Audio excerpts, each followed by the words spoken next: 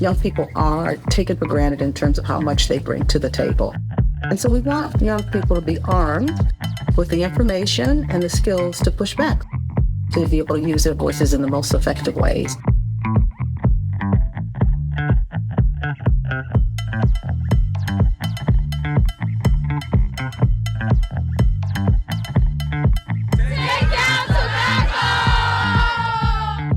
We are I Can End the Trend. And we are the 2024 Group Youth Advocates of the Year honorees.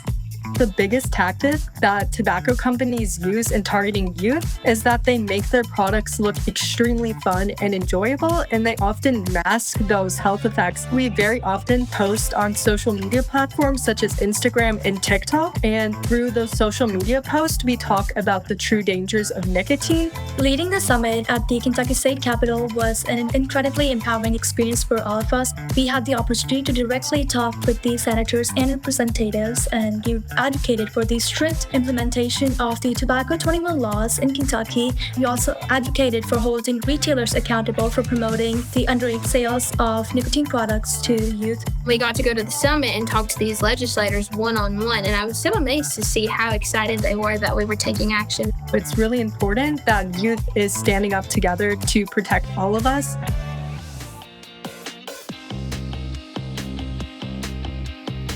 My name is Connor Lamb. I'm from Pleasanton, California, and I am the 2024 Barry Fisk National Youth Advocate of the Year.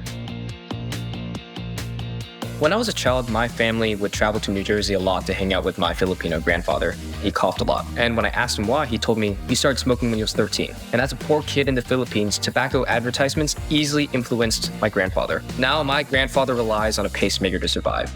And seeing the catastrophic impact smoking has on my grandfather's health inspired me to become dedicated to fight against tobacco. And the first project in policy was helping the 5 ordinances in my community, which would ban retailers within 1,000 feet of schools, establish a tobacco retail's license, and prohibit flavored tobacco sales.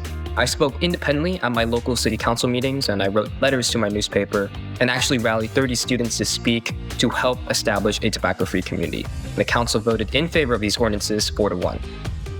After passing the 5 ordinances, I wanted to allow the community to reflect on whether the license enforcement has actually been effective or not.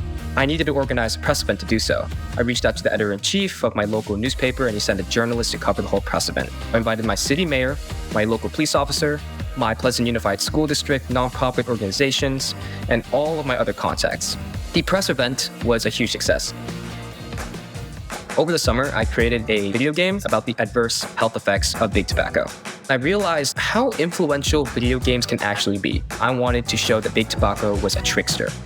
Advocates have been finding different ways to move the field forward and leave the field better than they found it. And I want to continue doing that by bringing people together in interactive and creative ways.